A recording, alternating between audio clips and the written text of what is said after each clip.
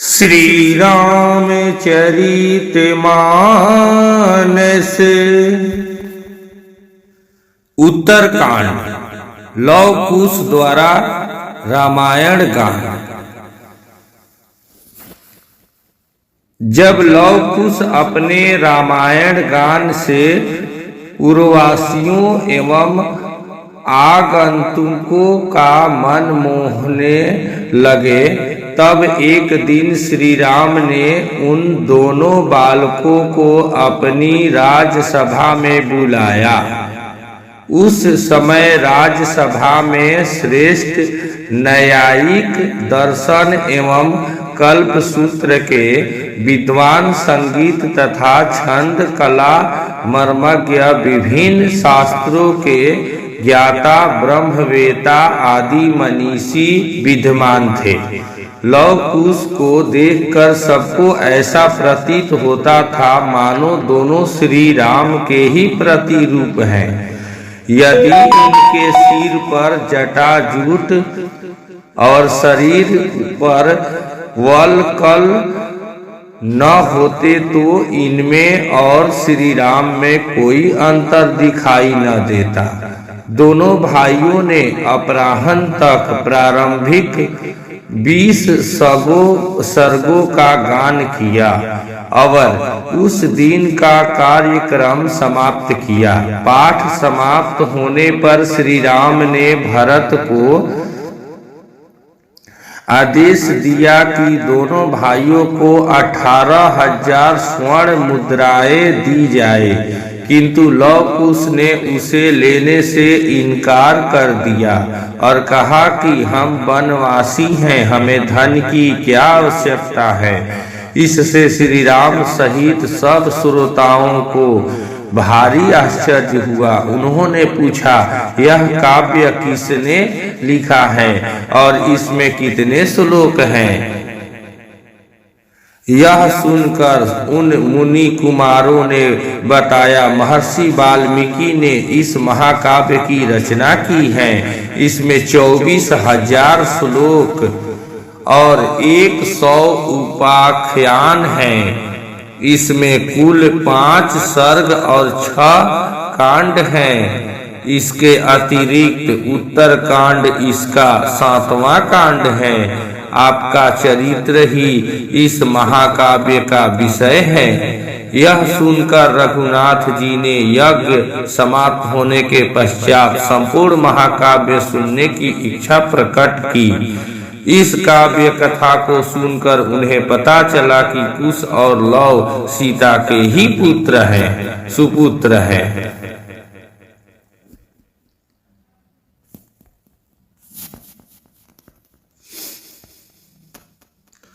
श्री रामचरित मानस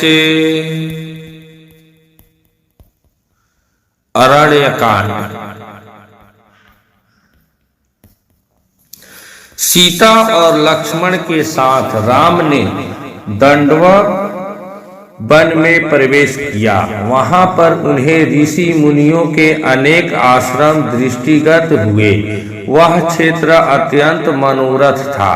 वहां पर बड़ी बड़ी यज्ञशालाएं थी तथा हवन सामग्री भी प्रचुर मात्रा में उपलब्ध था। उन आश्रमों में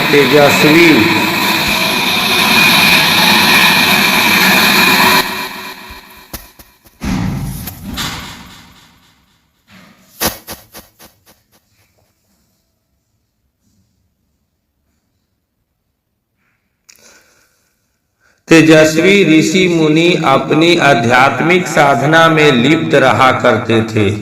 वीर तपस्वियों के वेश में राम लक्ष्मण को देखकर वे समस्त ऋषि मुनि अत्यंत प्रसन्न हुए। राम सीता और सीता का समुचित सत्कार करने के पश्चात वे बोले, हे राघव, यद्यपि आप वन में हैं, किंतु हमारे लिए आप ही राजा हैं। हम वनवासियों की रक्षा करना आपका परम कर्तव्य है। अत्यंत आत्मचिंतन में व्यस्त रहने वाले यहाँ के निवासी तपस्वियों को दुष्ट राक्षस निर्विघ्न रूप से ईश्वर आराधना नहीं करने देते। वे उनकी तपस्या में विघ्न तो डालते ही हैं, साथ ही साथ निरपराध तपस्वियों की हत्या भी कर डालते हैं। इसलिए हम आपसे आग्रह करते हैं कि हे रघुनंदन, आप उनसे हमारी रक्षा करें। रामचंद्र ने उन्हें आश्वस्त किया कि वे शीघ्र ही इन राक्षसों का विनाश कर इस क्षेत्र को निरापद कर देंगे। वहां से उन्होंने महावन में प्रवेश किया, जहां नाना प्रकार के हिंसक पशु और नरभक्षक राक्षस निवास करते थे। ये नरभक्षक राक्षस ही तपस्वियों को कष्ट दिया करते थे। कुछ ही दूर जाने के बाद बाघंबार धारण किए हुए एक पर्वताकार राक्षस दृष्टिगत हुआ। वह राक्षस हाथी के समान सिंघाड़ता हुआ सीता पर झपटा। उसने सीता को उठा लिया और कुछ दूर जाकर खड़ा हो गया। उसने राम और लक्ष्मण को संबोधित करते हुए कहा, तुम धनुष बाण लेकर दंडवत वन में घुस आए हो। ऐसा प्रतीत होता है कि तुम्हारी मृत्यु निकट आ गई है। तुम दोनों कौन हो? क्या तुमने मेरा नाम नहीं सुना? मैं प्रतिदिन ऋषियों का मांस खाकर अपनी क्षुधा शांत करने वाला विराध हूँ। तुम्हारी मृत्यु ही तुम्हें यहाँ ले आई है। मैं तुम दोनों का अभी रक्तपान करके इस सुंदर स्त्री को अपनी पत्नी बनाऊंगा। उसके दंभ युक्त वचनों को सुनकर राम लक्ष्मण से बोले, भैया विराध के चंगुल में फंसकर सीता अत्यंत भयभीत हो एवं दुखी हो रही है। मेरे लिए यह बड़ी लज्जाजनक बात है कि कोई अन्य व्यक्ति उसका स्पर्श करे। पिताजी की मृत्यु तथा अपने राज्य के अपहरण से मुझे इतना दुख नहीं हुआ जितना आज भयभीत सीता को देखकर हो रहा है। मुझे यह भी नहीं सूझ रहा है कि इस दुष्ट से सीता की कैसे रक्षा करूं।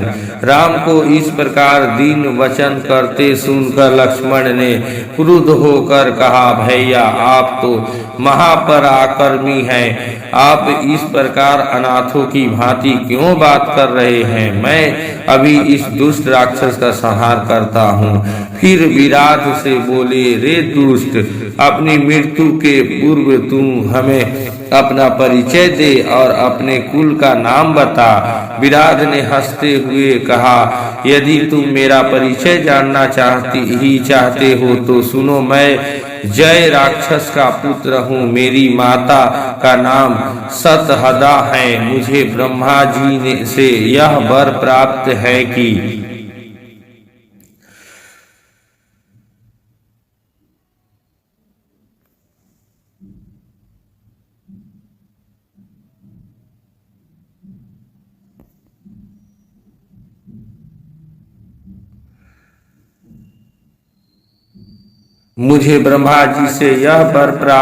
कि किसी भी प्रकार का अस्त्र शस्त्र न तो मेरी हत्या ही कर सकती है और ना ही उससे मेरे अंगों भी छीन भिन्न हो सकते हैं। यदि तुम इस स्त्री को मेरे पास छोड़कर चले जाओगे तो मैं तुम्हें वचन देता हूँ कि मैं तुम्हें नहीं मारूंगा। विराट के वचनों से क्रोधित राम ने उसे तत्काल तीक्ष्ण बाणों से भेदना आरंभ कर दिया। राम के बाण विराट के शरीर को छेद कर रक्त रंजित हो पृथ्वी पर गिरने लगे। इस प्रकार जब घायल होकर विराट त्रिशूल ले राम और लक्ष्मण पर झपटा तो दोनों भाइयों ने उस पर अग्नि बाणों की वर्षा आरंभ कर दी, किंतु विराट पर उनका कुछ भी प्रभाव नहीं पड़ा। वे केवल उसके त्रिशूल को ही काट सके। फिर जब भयंकर तलवारों से दोनों भाइयों ने उस पर आक्रमण किया तो वह सीता को छोड़ राम और लक्ष्मण को दोनों भुजाओं में पकड़कर आकाश मार्ग से उड़ चला। राम ने लक्ष्मण से कहा, भाई हमें कि जिस ओर यह राक्षस ले जा रहा है बिना विरोध के हमें उधर ही चले जाना चाहिए, यही हमारे लिए उचित है। विराट द्वारा राम लक्ष्मण को ले जाते देख सीता विलाप करके कहने लगी, हे राक्षस राज, इन दोनों भाइयों को छोड़ दो, मैं तुमसे प्रार्थना करती हूँ।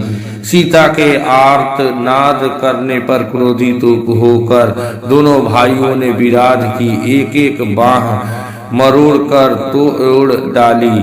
वह मूर्छित होकर पृथ्वी पर गिर पड़ा। लक्ष्मण उसे सचेत कर के बार बार उठा उठा कर पटकने लगे। वह घायल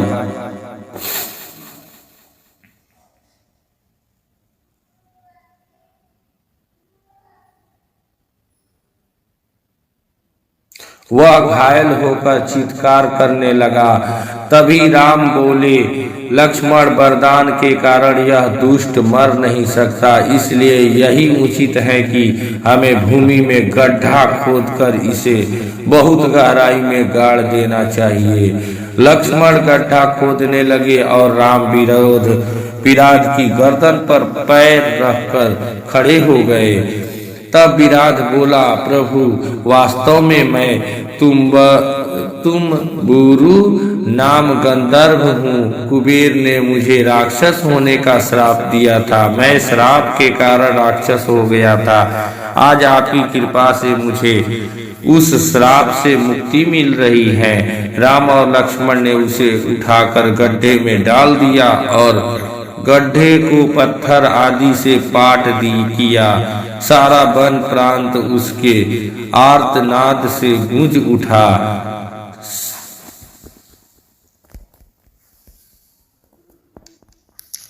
श्री राम चरित मानस। अरण्यकांड। रावण को सूचना। खर दूषण का वध हो जाने पर खर के एक अकंपन नामक सैनिक ने, जिसने किसी प्रकार से भागकर अपने प्राण बचा लिए थे, लंका में जाकर रावण को खर की सेना के नष्ट हो जाने की सूचना दी। रावण के समक्ष जाकर वह हाथ जोड़कर बोला, हे लंकेश, दंडक कारण्य स्थित आपके जन्म स्थान में रहने वाले आपके भाई खर और दूषण तथा उनके 14 सहस्त्र सैनिकों का वध हो चुका है। इसी प्रकार से अपने प्राण बचाकर मैं आपको सूचना देने के लिए आया हूँ। यह सुनकर रावण को भारी क्रोध आया। उन्होंने कहा, कौन है जिसने मेरे भाइयों का सेना सहित वध किया है? मैं अभी उसे नष्ट कर दूंगा। तुम मुझे पूरा वृत्तांत बताओ। अकंपन ने कहा, हे लंकापति, अयोध्या के राजकुमार राम ने अपने पराक्रम से अकेले ही सभी राक्षस वीरों को मृत्यु के घाट उतार दिया। इस समाचार को सुनकर रावण की आश्चर्य हुआ और उसने पूछा, खर को मारने के लिए क्या देवताओं ने राम की सहायता है? अकंपन ने उत्तर दिया, नहीं प्रभु, देवताओं से राम को किसी प्रकार की सहायता नहीं मिली है।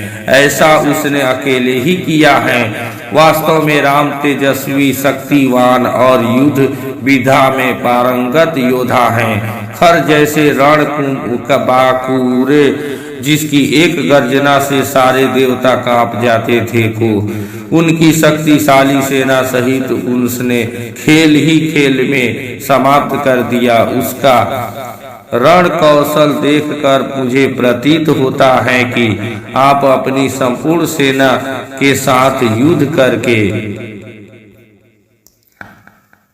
भी उसे परास्त नहीं कर सकते। मेरे विचार में उस पर विजय पाने का एक ही उपाय है। उसके साथ उसकी अत्यंत रूपवती लौड़मयी और सुकुमारी पत्नी भी है। राम उससे बहुत प्रेम करता है। वह अपनी पत्नी के बिना एक पल भी नहीं रह सकता। मेरा विश्वास है यदि आप किसी प्रकार उसका अपहरण कर ले तो ले आए तो राम उसके वियोग में स्वयं ही मर जाएगा। लंकेश रावण को अकंपन का यह प्रस्ताव सर्वथा उचित प्रतीत हुआ। तत्काल ही वह अपने दिव्य रथ पर सवार हो आकाश मार्ग से उड़ता हुआ अपने परम मित्र मारीच के पास पहुंचा। बिना किसी पूर्व सूचना के रावण को अपने सम्मुख पाकर मारीच बोले, हे लंकापति, आज अचानक ही आपके यहाँ आने का क्या कारण है? आपकी इतनी हड़बड़ी देखकर मेरे मन में नाना प्रकार की शंकाएं उठ रही हैं। लंका में सब कुशल तो हैं। रावण ने कहा, मैं एक विशेष कारण से ही यहाँ आया हूँ। अयोध्या के राजकुमार राम ने मेरे भाई खर और दूसर को उनकी सेना सहित मार डाला है। अब मैं चाहता हूँ कि राम की पत्नी का अपहरण कर लूं और इसके लिए मुझे तुम्हारी सहायता की आवश्यकता है। सीता के वियोग में राम बिना युद्ध किए ही तड़प तड़प कर मर जाएगा और मेरा प्रतिशोध पूरा हो जाएगा। रावण के वचनों को सुनकर मारीच बोला, हे लंकापति, तुम्हारा यह विचार सर्वथा अनुचित है। जिस किसी ने भी तुम्हें सीता को हरने का सुझाव दिया है वह वास्तव में तुम्हारा मित्र नहीं शत्रु है। राम अत्यंत बलशाली और